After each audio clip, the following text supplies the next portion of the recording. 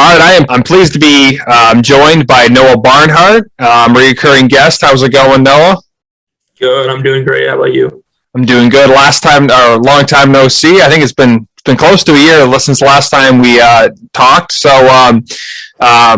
just how's it going? Going good. Really enjoying sports.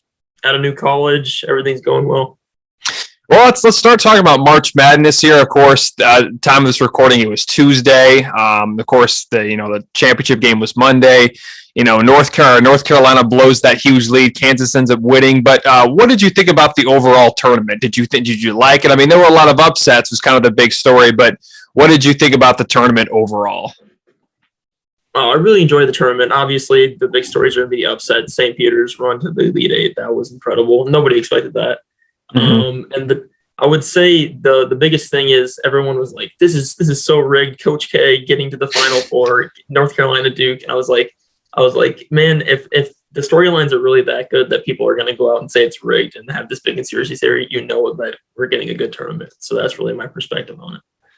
I really did think Duke was going to make that run because it was Coach K's last year, and why not, right? But I was really, and I shouldn't be biased or whatever, but I really didn't want Coach K or Duke at least winning that championship game, and they didn't because they lost to North Carolina. But that was a good game too. I feel like that was just as good as the championship game was, unlike the other matchup between Kansas and Villanova. That game wasn't even close. But let's just talk about the big upsets. So St. Peter's, of course, we talked about this in our last episode, I think, but St. Peter's knocks off Kentucky.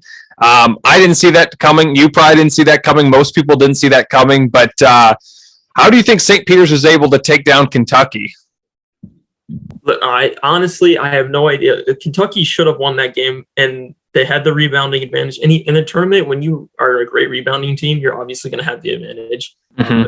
Obviously, the more talented team. The thing about St. Peter's is they don't make many mistakes, and they played really good defense, even though they were undersized. I think their tallest guy was 6'8" on the floor in the starting lineup. They were undersized, but they had really good camaraderie, and they were a deep team because you would see like a whole new rotation of 5 guys come in. Obviously, Shaheen Holloway was a really good coach, and right after his tournament run, he goes and signs with his alma mater in Seton Hall. So he had some magic going there, and it was a great story. Yeah, like if Seton Hall if they would have beaten North Carolina, which we know they didn't, but if they would have beaten North Carolina, I think they would have been the lowest seed ever to make the Final Four. And to be honest with you, I can't see if they would have beaten North Carolina and would have been, like I said, if they were a 15 seed and would have made it to the Final Four, I don't think there would have been any other team to replace them because I doubt a 16 seed. Only one time as a 16 seed won. So, I mean, St. Peter's would have, gotten some really, I think they were the highest, weren't they the highest, or weren't they the only 15th seed to make it to the Final Four or make it to the Elite Eight? Yeah, they were the only 15th seed to make the Elite Eight, which is absolutely crazy. Yeah, and that's what makes March Madness special because you never know, even with a good team. And like I said, Kentucky at one time, they were projected to be a number 1 seed. I think they had a number 1 ranking for a while. So like, the best player in the country. So. Yeah, exactly. Yeah, exactly. I forgot about that. So, it's crazy how March Madness works. But some other upsets, I think, well, of course, we can talk about. I know you're an Iowa fan, but they, lost to Richmond. I wasn't surprised, but at the same time I was, because it seems like Iowa, they do almost the complete opposite of what you think they're doing. And we'll talk about Michigan in a sec, but they were the complete opposite, where they struggled, barely made the tournament, ended up making that run. But why do you think Iowa ended up losing to Richmond? Well, it was a combination of a lot of things. They just came in, and for whatever reason, they could not shoot the ball. They were getting great looks. They were getting wide open shots, and they could not hit the ball. Some people had a theory that it was like a new ball that they were using for the tournament, but it's both teams using the same ball. Like, we have to take some accountability here. Keegan Murray, one of the best players in the country, and he came to play, and nobody else seemed to want to shoot the ball. And Richmond just caught them on a bad day, and Richmond was hot. They just won the A-10 tournament, so it caught them on a bad day, and they took advantage of it. Yeah, it was like everything went wrong for Iowa the exact time everything went wrong for Iowa when it wasn't supposed to go. Like, they had one of the worst games at the worst times. But at least they won the Big Ten. They hadn't won it in a while, at least this regulars, or at least the conference tournament. So now Iowa still had a great run or whatever. But Keegan Murray, as you just mentioned, he's one of the better players in the country. He declared for the draft recently. I think he's a lottery pick, I think, or someone in the first round. I'm not exactly sure. I need to check that out. A little more. But how well do you think Keegan Murray will be able to do in the NBA? And I mean, do you have a prediction on what team he'll land with? So fun fact, before we get into that, I actually graduated high school with him. So and he went to a prep school. He was not good. I think he went to a prep school, grew 3 or 4 inches. He was really good. I mean, he averaged like 20 points in high school, but everybody overlooked him. Went to Florida prep school, came back into Iowa, and then absolutely killed it. But now I think he's projected anywhere from like 5 to 8 in the draft, and I think he could go really anywhere in that range. And it seems like this time last year, everyone was talking about Luka Garza, like where's he going to go in the draft?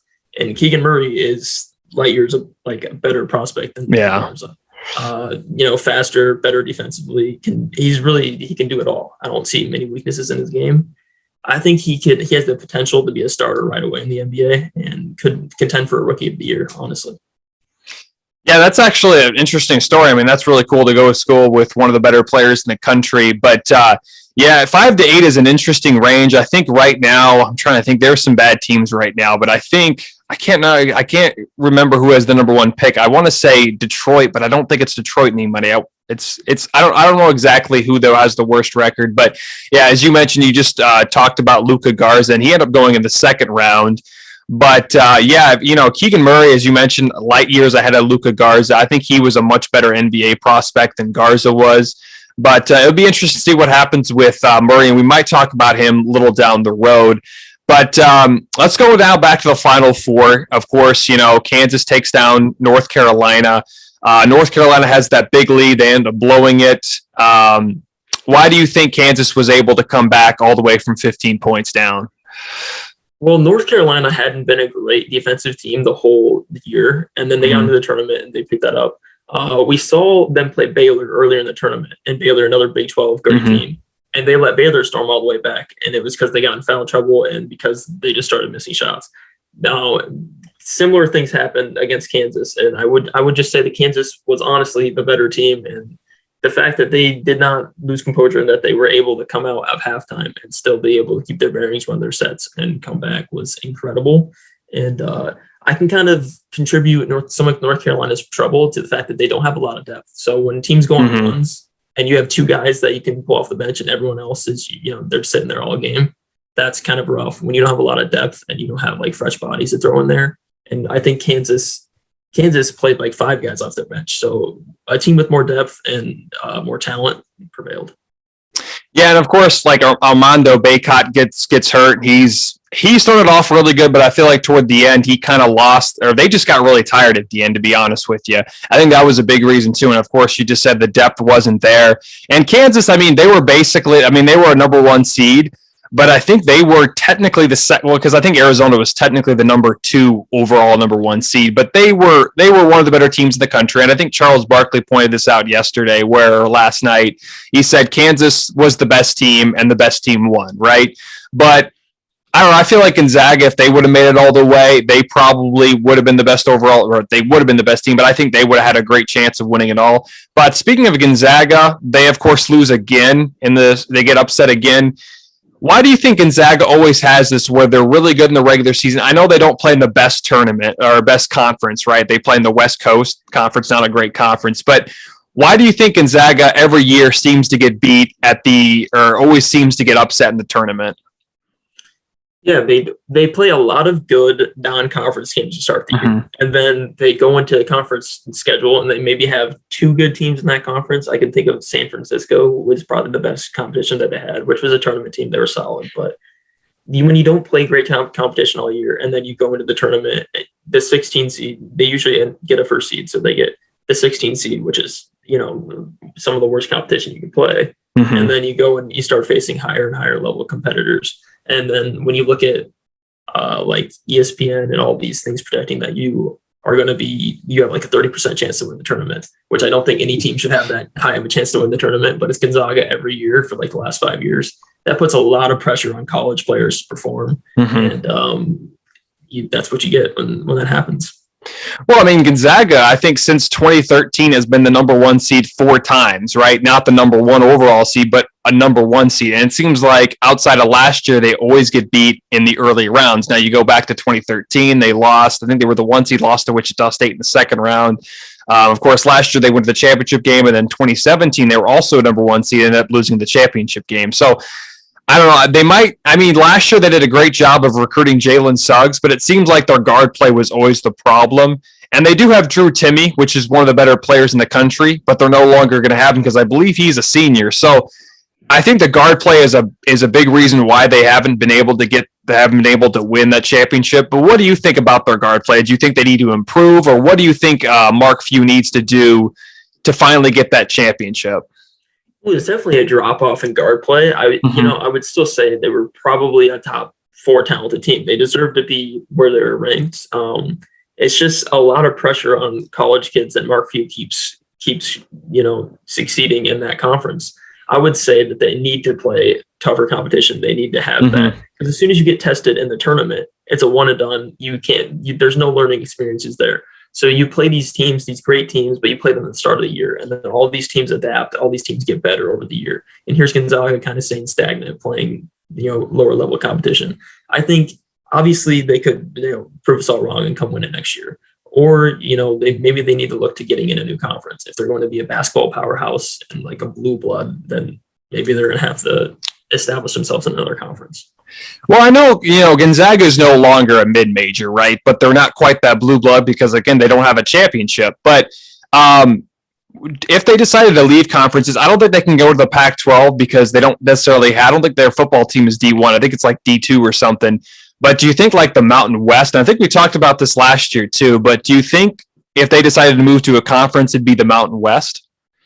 Yeah, I think that would probably be their best bet. I don't know how all the logistics would work. I know that in basketball, Notre Dame's an independent and they play in the ACC in basketball. So yeah, I know there's some like lenient, ways in that, but Mountain West would be a good one. And maybe the Big East. I think they could fit well in there. I'm not so sure, but yeah. Yeah, we all know that, where you're at, because I think the Big East, I think Creighton's in the Big East, right? And they're not in the Eastern Conference. So yeah, that would be very interesting to see what happened with Gonzaga. And yeah, Big East isn't really a football conference anymore. So it would be interesting to see if Gonzaga decides to leave. But I feel like they're just kind of want to just stay put at where they're at. I don't think it's a good idea. I totally agree with you. I think they should leave the conference if they finally want to get that championship. But do you think Mark Few is one of the greatest coaches without a championship? Yeah, he's done a lot of great things, and obviously I don't think he's going to be held to the same, level as other coaches because he hasn't won a championship and the level of competition is low. It takes a lot of skill and a lot of hard work to be able to get to where they get every year. And his recruiting of talent is incredible. I mean, to be considered a mid-major Gonzaga, I mean, it's laughable now because of how much talent he's recruited there and how much success he's had. So, yeah. And this, I don't know if this is a super popular opinion, but I feel like Mark Few right now is like the Andy Reid of college basketball. Like right before Andy Reid finally won that Super Bowl, there were so many times where his team was one of the best teams in the league, but yet they couldn't win the ultimate prize, right? So might be a little bit of an unpopular opinion, but I feel like, Mark Few is the Andy Reid of college basketball. I'm not sure people are going to agree with that, but there's just so many similarities where he's one of the best coaches, but yet he still can't win the ultimate prize. I think ultimately Mark Few will finally be able to do that. I just don't know when, and he's definitely not getting any younger. I think he's 59 now, so he doesn't have that many years left. But let's jump off from Gonzaga. Let's now go to Duke. Mike Krzyzewski is no longer the coach. I think it's John Shire is now the coach at Duke. But do you think Mike Krzyzewski, I don't think he is. I think John Wooden's the greatest coach of all time. But where do you rank Coach K in the greatest college basketball coaches of all time? Well, they would certainly be like 1 and 2, Wooden and Krzyzewski. And I mean, Roy Williams would have to be up there, and along with some other guys. The resume speaks for itself, longevity and the championships, and he really turned Duke wasn't a terrible program when he took it over, but he made them an incredible like pillar of college basketball. So he has to be up there, and you can't forget the work that he did with Team USA and all the Olympic wins that he got. So 1 and 2 kind of interchangeable. Yeah, I mean, I agree with you. I don't think anybody will be able to, top John Wooden in any sport. I mean, to win 10 championships in anything is amazing. Of course, the competition probably wasn't the same, compared to what Coach K had. But I mean, still, like, you can't really compare the 10 championships with John Wooden, because UCLA, I think, was the same way. They weren't really that great, and they really haven't been that great since John Wooden. I think they won 1 championship since. But yeah, I mean, I definitely agree with you. I think Coach K is probably 2 or number 3. I mean, if you hate him as much as you hate him, you have to respect his greatness, right? So he's definitely somewhere in there, or probably number 2 in my opinion as well. How well do you think John Shire will be able to do in his first year with Duke? I mean, I don't know exactly much about John Shire, but I know he's been assistant for a while. But how well do you think he'll do in his first season with the Blue Devils?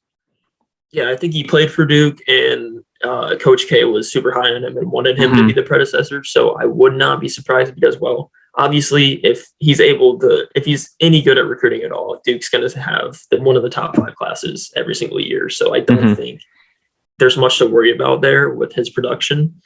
We could end up seeing like what we're seeing with Herbert Davis and UNC, where they make a run in the tournament right away. Fresh eyes on the team and maybe a new philosophy or two. We could see Duke make another run.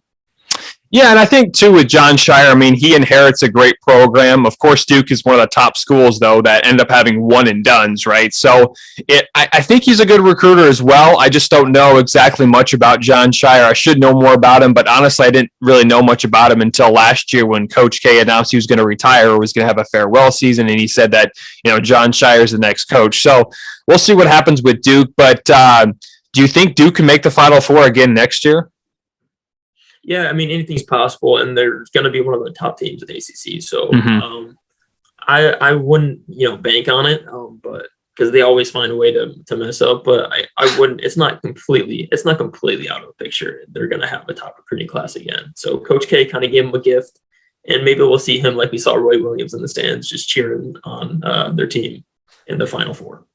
And I know Coach K is kind of older now. I think he's 75. But do you think there's ever a chance that he comes back out of retirement and goes back into coaching?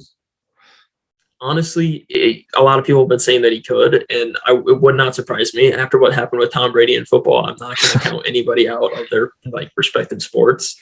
And I know Coach K loves basketball more than the average person, so I can see it happening. I'm not sure who it would be for, and if it wasn't for Duke. So I imagine he stays retired. I mean, he just got his whole entire farewell tour, which he absolutely planned for. I mean, you don't announce that you're going to retire and you're that prolific of a coach if you're not expecting all this praise to come your way. So the fact that the whole time he was like, this isn't about me, this is about me. It was definitely about Coach K all year long. And, I mean, no one can say otherwise. Yeah, I mean, I agree with you there. I just, I don't know. I can't really see Coach K retired, or not for very long. I don't think he's going to go into TV. I can't see that. And, of course, he's 75, so he's not very young. He's more older than young. But I just can't really see Coach K, being in the stands for very long. But we'll see what happens there. I mean, speaking of, the ACC, and now the Big 12 has won back-to-back championships. And, Baylor won last year. Who do you think has the best conference? Now, the Big Ten, I think, is one of the top conferences, but they haven't won since 2000, really, or I think it's been 2000, right? But do you think the ACC, Big 12, Big Ten, who do you think has the best conference overall in D1 basketball? That is tough. I would say historically it'd be the ACC, recent history. I mean, Duke, UNC, all those blue bloods. Right now, I would say Big 12. Kansas and Baylor winning back to back. That has to mean something. And Iowa State, they had a really bad year last year, bounce back this year, make the Elite Eight, right? Or Sweet 16. I think they got beat by Miami in the Sweet 16. Yeah. I mean, that was an improbable run out of them too. Big Ten, obviously a Big Ten fan, and the whole, charades that they beat each other up in the regular season. No, I mean, you still have to come and perform when it's postseason play. And I don't think they've done enough to earn that mark, even though they got 9 teams in the tournament. You actually have to do something. So I'd say Big 12 and then ACC. There's a drop off between Big 10 and then the SEC following that. And obviously Big East has to be in consideration, but they usually only have 2 or 3 really powerhouse teams. Yeah, and last year, speaking of the Big East, it was mostly just Villanova and Providence, really. Yeah, and I don't know, it seems like, too, with the Big Ten, and same thing with football, too, they have a really good regular season, right? They're always one of the top conferences, but yet when it comes to the ultimate goal, right, of winning a championship, they always seem to struggle. And when you have 9 teams in a tournament, you at least expect one to make the Final Four, right? None of them even made it to the Elite Eight, which again just shocks me. And of course, Purdue had a great chance. They ended up losing to St. Peter's. Michigan, I can't remember now exactly who Michigan lost to, but they had a chance too. But speaking of Michigan, though, for them to even make it to the tournament and go as far as they did, how surprised were you with how well Michigan had that, or how big or how long Michigan had their run? Well, Michigan is a really good team on paper, and they just never seem to click. And then obviously with the coaching, situation that went on with Juwan Howard missing the last 5 games, that didn't help them out. They were highly touted. I think they were ranked in the top 5 to start the season in preseason polls, and they didn't start the season hot. They had a really tough non-conference. Really talented team, and Hunter Dickinson is actually a really underrated player. I mean, he's like a 7-foot big who can hit a jump hook or can stand at the 3-point line and shoot 35%. So really underrated. They have really good guard play, and they have some young forwards as well. I think next year they're probably a top 10 team, and I think their run right now is indicative of that. Yeah, it just, like I said, it was just so weird how, Iowa, Michigan was the complete opposite in the tournament, right? The Big Ten tournament, where Iowa was great, couldn't be stopped. Even Purdue couldn't even beat them. And then when it came to and then Michigan barely makes it in. And then same thing with the tournament. Iowa starts off as a 5th seed, Michigan's 11th seed, and then all of a sudden Michigan is in the Sweet 16 where Iowa gets beat in the first round. So it was just really surprising to see that. And again, that's why, we have the tournament, right? So for things like this, but it was just weird how Michigan made that run. They were the complete opposite. But we'll see. As you said, top 10 team next year. I wouldn't be surprised, especially with Juwan Howard. As long as he stays at Michigan, I think there's a great chance he ends up, taking that next jump into the NBA, just like John Beilein. But let's go back to the Final Four, and let's start with that Villanova and Kansas game. Were you really surprised to see how bad Kansas whooped on Villanova? Yeah, honestly, Villanova I don't think they went into a halftime in the tournament down. And they kept every game close, and they really controlled the tempo of every game. And Kansas came out and just absolutely killed them from 3, and there was nothing Villanova could do about it. It looked like a little redemption from when they lost. I think it was in 2018, and Bill Self must have took that personally or something and came out. And they really dominated. Ochai Agbaji hit 4 straight threes and went absolutely crazy. So when you start off the first half like that, it's hard to come back and kill that 16-point deficit, I believe they were under.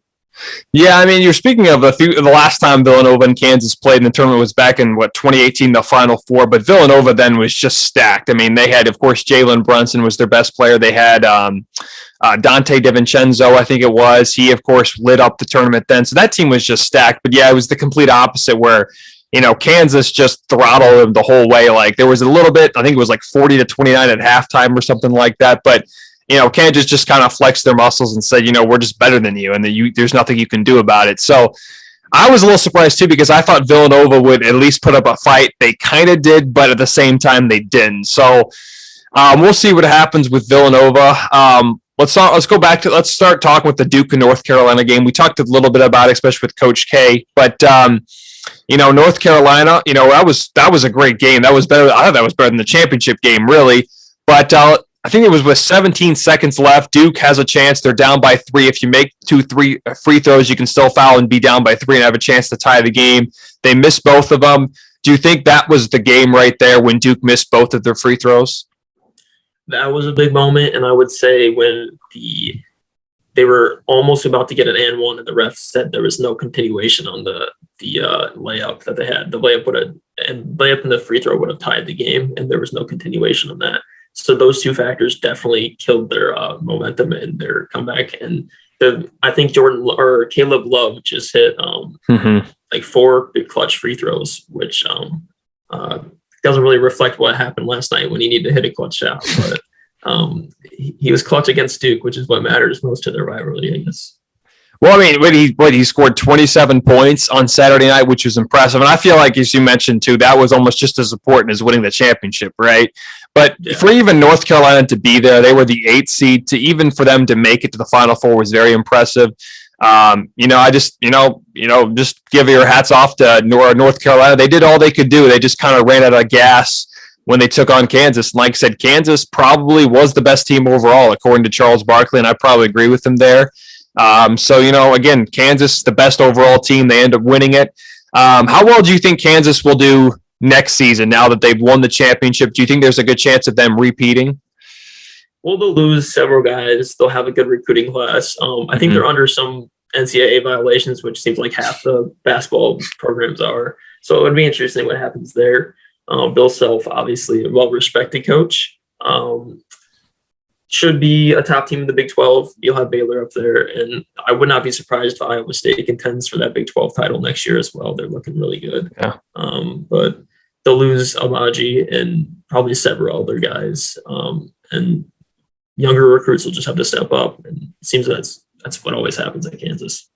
Yeah, we all know that Bill Self is a future Hall of Famer, but where do you think he ranks among the top coaches? Do you think, I don't know if he's top 10, but he does have 2 championships. So where would you rank him in the top 10? Would you rank him and then would you think he's better than Rick Pitino, or do you think Rick Pitino's better than him? I don't think he's top 5, but where do you think he ranks, and what coaches do you think he's better at and not better at?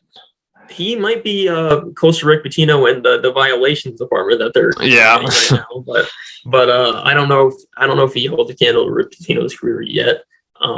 Because Louisville wasn't exactly a powerhouse program, and Pitino kind of made it that. And Kansas has been a blue blood for a while. Bill Self, I think maybe he might be in the 10 to 15 range. If some people could probably squeak him into the top 10. Don't have a specific list, but he definitely has a good resume.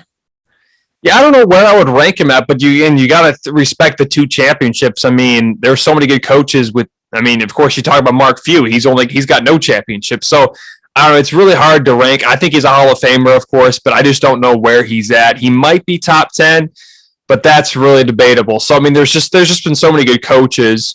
So I definitely don't think he's top 5, but I probably think he's somewhere around that top 10, maybe around 10, 15 kind of, but he's definitely up there. And of course, you mentioned Kansas. There's a good chance of them repeating. But do you think there's a team that could come out of nowhere that could possibly be, because there's always that team out of nowhere that plays well and ends up making the Final Four or something. But do you think there's a really good team that we're not talking about that could come out of nowhere and possibly win the championship next year? Arkansas, maybe. I think that a lot of people are high on them. Tennessee, I could see them doing it, and they should have probably beat Michigan in this tournament, and they fell short. Seton Hall, I think they always bring in good talent, and they just hired Shaheen Holloway, so we could see another Cinderella run there. Possibly Providence too. They were super.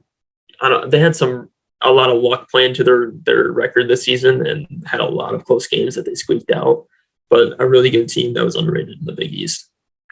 Yeah, like I said, there's a lot of things that could happen, but I think, like I said, those teams that you mentioned, people kind of expect them to do well. And of course, Tennessee was a team that I thought they would go to the championship, really, at least the Final Four. They completely laid an egg against Michigan. But I mean, I probably agree with you with a lot of those teams. I just can't necessarily see Tennessee as a dark horse, but we'll see what happens. I mean, we still got one more year to see what happens with next year, and of course, the recruiting classes as well. And I don't know, I think we're all good with college basketball. Is there anything else you want to mention before we jump on to talking about baseball? Go watch some Keegan Murray tape, ladies and gentlemen. Future NBA star right there. All right, yep. Don't forget to think about Keegan Murray, of course. Most likely going to be a lottery pick, as you mentioned, anywhere between the 5 and 8 ranges. Let's start talking about opening day. As you mentioned, you recently used to write about the Cubs with Last Word on Sports, and you're, of course, a big Cubs fan. They pretty much had a fire sale, as we were talking about before we started recording. But do you think there's a chance for the Cubs to finish in 3rd in the NL Central? Because we all know the NL Central is very competitive. But do you think there's a chance for them finishing 3rd? Because I think they're better than the Pirates. But where do you think the Cubs stand next year? They should be better than the Pirates and the Reds. The Pirates don't spend any money, and they don't have any prospects that end up being anything anyways. really disappointing organization. And then you have the Reds, who had a little fire sale of their own. Got rid of Winker, they got rid of Suarez. For whatever reason, it looks like the Reds want to enter a rebuild, and they're not willing to spend much money either. They let Castellanos walk. So I could see us finishing third, and in a dream scenario, we'll finish second. I think it'll be competitive, but there would have to be a lot of factors to help the Cubs even get past third in that division. Just not enough additions in the offseason. And we have Brennan Davis, who might come up from the AAA. We don't know what the Cubs are going to do. They might try to manipulate his service time and hold him down there for 2 months. But he's going to be great. And we just got Seiya Suzuki from a Japanese player who's won a home run derby there. So there's some things to look forward to, but it's not going to be great pastures for the Cubs this year. Who's one bright spot for a player you could talk about with the Cubs? Because they don't have much recognizable faces at all. But what do you think? What player would be a bright spot for the Cubs? Well, our biggest signing was Stroman. I think Stroman has always teetered being elite, but he's always been in big market teams, and whenever he fails, he kind of falters, I feel like, and there's been some drama around him in the clubhouse a lot wherever he goes. So he'll be interesting to see. And I really like Nick Madrigal, who we got from the White Sox at the trade deadline last year. Super great contact guy who actually hit a home run yesterday and surprised everybody in spring training. He can bat for 300, probably contend for like the most hits in the league. Honestly, he's a really good bat, and I'm interested to see how he does in Chicago. And one more question about the NL Central. Who do you think will win that division? I think the Cardinals and Brewers are the favorites, but who do you like between the Cardinals and Brewers? I'm leaning more towards the Cardinals. I just don't know. The Cardinals fired Mike Schilt, I believe. Yeah. Or Mike Schilt, and I don't know if I completely agreed with that one. And I do like the Brewers manager, and I like that they have elite pitching. They've always had elite pitching, and they've always struggled with the run production though, and that's something that is going to be a problem. And it was a problem down the stretch from last year. I'm going to go with Cardinals, although it's probably going to be a fist fight between those two, and then the rest of the mediocre teams fall below. Yeah, I wasn't a fan either of us firing Mike Schilt because he was a good manager, and they just extended him recently. But I think it was a philosophy difference between the organization and Schilt. But I will see how good Oliver Marmol is. He was a bench coach for a while, and of course now that Pujols is back, the Cardinals brought in Pujols, and he actually has a good relationship with him, which is crazy. When Pujols started playing with the Cardinals, I think Pujols is actually a few years older than Marble. So I think Marble was drafted in like 06 or 07 by the Cardinals, and Pujols has been in the league for a while. So that's I'm a little uneasy with that. But, we'll see how good it is because the Cardinals have a lot of talent. As we all know, they got Arenado, they got Goldschmidt, Tommy Edman, I think is great. Of course, Yachty and Pujols are going to have their farewell season. They just brought back Harrison Bader. So I think there's a lot of talent. But as you mentioned, the Brewers do have a really good pitching staff. And of course, they have Christian Yelich, a former MVP. So I don't know. It's going to be interesting, but I do think it's going to be a shell of himself, though. Yeah. Not that MVP quality anymore. I think the Cardinals definitely have them in the hitting department. It just comes down to elite pitching that the Brewers have, and that's really what they lean on every single year. Yeah, and the Cardinals don't always have the best pitching, and I'm a little uneasy. They lost Kim recently. He went back to the KBO. So, good pitching beats good hitting any day. I mean, just look at the Giants when they won those 3 titles in, 5 years. They had great pitching, and the hitting eventually came. But I do think the Cardinals will win, but I do think the new manager might be a possible problem, but we'll see what happens. What did you think about the whole Freddie Freeman situation? The Braves decided to let him walk. I think they brought in Matt Olson from the A's. And, of course, the Dodgers, rich get richer, right? They brought in Freeman. But why do you think the Braves decided just to let Freddie Freeman walk? I was a little surprised by that, but why do you think they did that? I mean, first and foremost, if you're an MLB fan and you don't live in Los Angeles and you don't hate the Dodgers for how much talent they get every single year, then you're crazy. But I was honestly surprised that the Braves let Freeman go. If they're going to let him go, they got the best replacement possible, Matt Olson. I mean, that guy could probably win an NL MVP if he wanted to. So they got the best replacement, and they're kind of like 1A and 1-2, I would say, in first baseman. But I did not see that relationship between Atlanta and Freeman ever ending. I honestly saw him there as like a brave lifer, right? And that's kind of how I thought about Rizzo and the Cubs too, and that didn't happen. So it shows how much I know. And I think Freeman was a little bit blindsided by it as well. But as the Braves, if it made sense for them, they still have, I would say, a top 3 roster in the league with Olsen. Might end up seeing the Braves versus Freeman and the Dodgers in the playoffs. Would not be surprised. Yeah, I mean, revenge is definitely served best cold, right? But I just thought it was really like they had just won the World Series, and I thought with Freddie Freeman basically being the Braves organization, he's been there for such a long time. He just won the MVP 2 years ago, not even that, and they just let him walk. So I know Matt Olson's good. He's a 3 or 4-time All-Star, but I don't know. I thought that was a little. I mean, and plus, it's not like Freeman went to an American League team, right? It wasn't like he was past his prime. He was still really good. And then he goes back to a National League team where the Braves will most likely play the Dodgers at least twice this upcoming season. So I thought it was surprising. I wouldn't have done it. I would have just brought back Freeman. But, just like I said, it just goes to show you how much we don't know, really. So, I mean, let's talk about predictions. I think right now I'm not exactly sure who the favorites are. I want to say the Dodgers are still one of the top favorites. Of course, the Giants were great last year.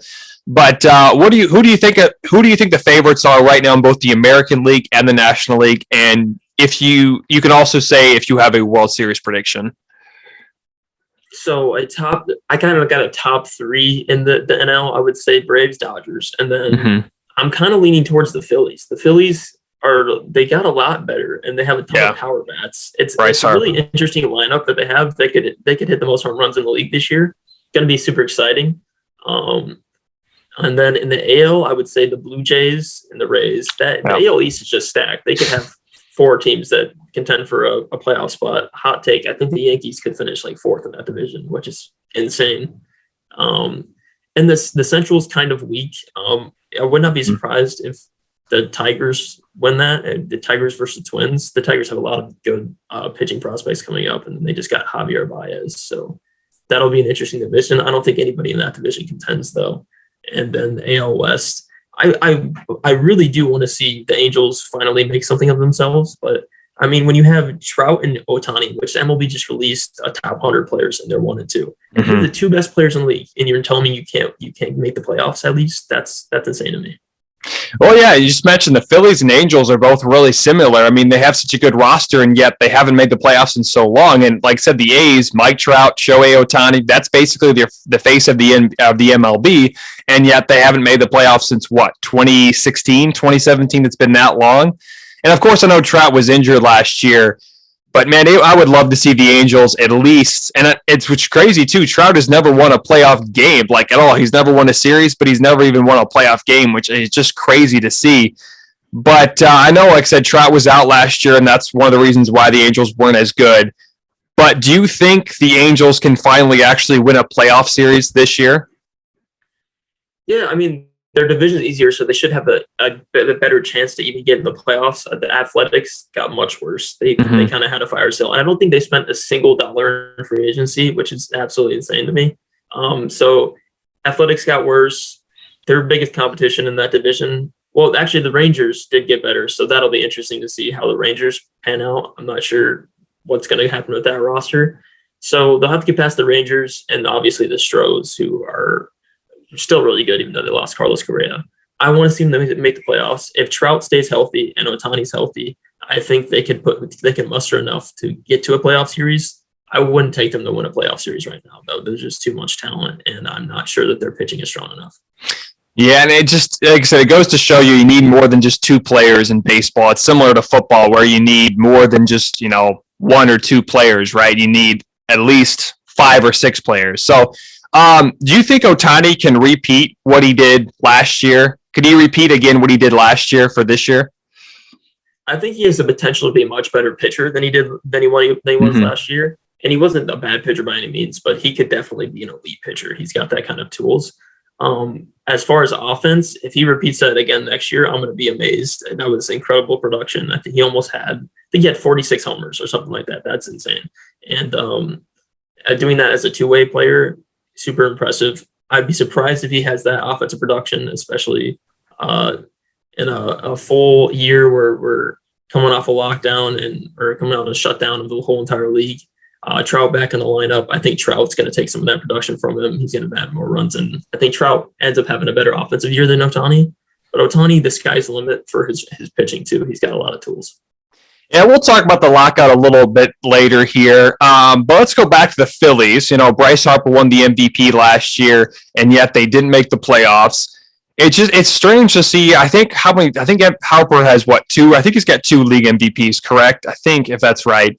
But yeah, he hasn't made the playoffs since joining the Phillies. And you mentioned the Phillies could be a dark horse team. Do you think they can finally at least make the NLCS maybe this year?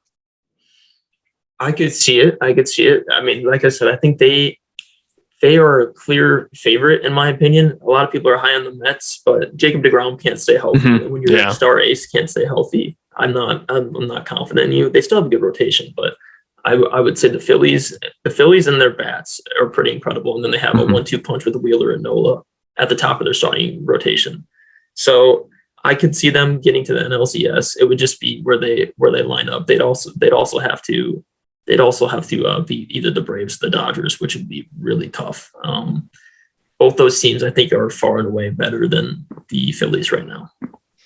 Yeah, and it's just, like I said, it's so crazy for Harper. I mean, ever since the year after he left the Nationals, they won the World Series, but yet the Nationals really haven't done anything since. But it was interesting to see that. But yeah, it's like I said, it goes to show you need more than just a few good players, at least in baseball, to be able to win or be successful, right? Let's jump on to let's go back to the American League real quick. And you mentioned that you could see the Yankees finishing in 4th place. Do you think they still at least maybe make the playoffs, even if they finish 4th in the division? I honestly think the Yankees might be on the outside looking in. I really like the Blue Jays, really high on them. For whatever reason, the Rays are always good. It doesn't matter what they look like on paper; they're going to be good. And the Orioles are a lost cause for sure, but the Red Sox, they got better. I believe they added a Story. That infield is absolutely insane. When you have Dahlbeck, Story, Bogarts, and Devers, that's going to be incredible production for Dugo in the outfield.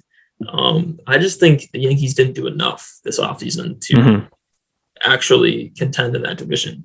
They got Rizzo back, which a lot of people didn't like that signing. I'm a fan of Rizzo, and I think when the new rules go into effect next year, where their shifting is limited, Rizzo's going to be a really great player because he really was hindered by the shift when that became big in the MLB. But Rizzo's not enough to carry that team. They're really reliant on power and not enough contact. Well, it's like I said, it's just crazy how much money the Yankees spend, except for really this year. They spend so much every year, and yet they haven't won a World Series since 2000. I think it's the longest drought they've had. But it's crazy to see how, the Yankees could finish 4th. And like I said, a stacked division. Last year, the Blue Jays didn't even make the playoffs, and they probably should have if they were in the National League, right? But it would be crazy to see if the Yankees finish 4th in that division. But I guess we'll see. Time will tell, right?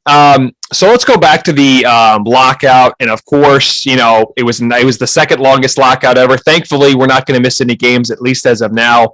But who do you think was to blame more for the lockout, the players or the owners?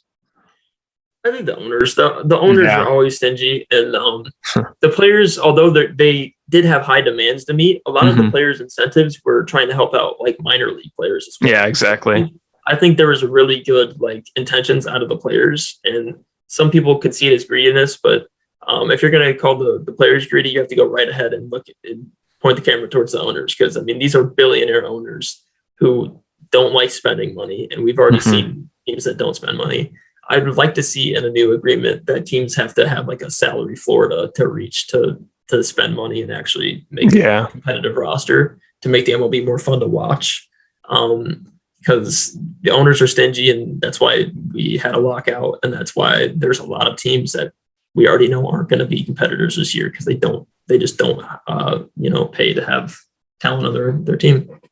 Yeah, you put up a good point. Like, the players aren't exactly perfect, and they did have high demands. But they're trying to make one of their demands, again, as you mentioned, trying to get major league or minor league players to make a lot more money because they don't make much. If you play in single A and even double A, you're not going to make a lot of money. So it's like you want to get those guys making more. And the owners, are very stingy. Like certain teams like the Pirates, they never spend money because their owner doesn't want to spend money, right? Same thing with like the Orioles, and same thing with, even like teams like the A's, they never want to spend money. Of course, the Rays are the same way, but yet they're always good every year. As you mentioned, they don't look great on paper, but every year they seem to always do well, and especially in a stacked division, right? So it's going to be interesting. How do you like I love this new rule though, but the universal DH, it's finally on both the American and the National League. Do you like that rule? Yeah, a lot of the traditionalists in the sport are not going to like it, but Mm-hmm. I just think it's a waste of a batting spot when you put the pitcher up there. There might be like a handful of pitchers that are genuinely good hitters in the league, and the rest of them are just free strikeouts and free hits, and they might get lucky and throw the ball and get a bloop single or something like that. So it's going to put a lot more pressure on the pitching, which is I think what the MLB's objective is to put more pressure on the pitching, because we've had some of the best years of the pitcher and low batting averages and a ton of strikeouts. So you want to put more pressure on the pitcher, make him work throughout the whole entire lineup, and don't give him any breaks. Yeah, I love the rule as well. I mean, let's be honest, pitchers really don't care if they do well at hitting. Like if a pitcher bats over 200 for a batting average, that's great, right? But most of them don't even bat 100, like it's less than 100. So I love the rule a lot. Traditionalists, they say certain things, but let's be honest, like universal DH is such a good idea. It's a lot better than the stinking when they put the man on second or third base. I think it was second base, in extra innings during COVID, but I'm glad they finally got rid of that rule, right? But another rule too is now they're going to put the lottery in for, I think, is the 6 worst teams. I love the rule as well because, like I said, worst teams might not get the number 1 pick, and they might actually have to spend money and be competitive. But do you like that rule as well? Yeah, and the next step would be adding like a salary floor that people have to reach, because baseball doesn't have a salary cap. You can spend as much money as you want as long as you pay I think there's a luxury tax or something like that. They have to obviously pay a tax for that, but you have the Dodgers and the Yankees spending a ton of money, then you have the A's not spending any money, the Orioles not spending any money, and I don't understand why you're owning a team if you don't want to compete for a title in decades. It's confusing to me, and it really kills the sport when you have 30 teams in the sport, but maybe 20 of them actually try to be good and put out a good product. Yeah, and I think the lottery is going to help that a lot. I think it's starting this year. So again, I love the rule a lot. I mean, it's going to help baseball. Like I said, like the Pirates might actually have to spend money for once. Same thing with the Rays, which the Rays always seem to be competitive, as I mentioned. The Mariners, the A's, even the Cubs don't spend a lot of money. So I'm just kind of glad that it's actually they're doing something about it, and we might actually have better baseball, right? And you can get the viewership finally up. So I like it a lot. So again, as we end the interview, and again, thanks for coming on, Noah. Who do you like? I know this might be really early and probably premature, but who do you like for the MVP on both the NL and the AL?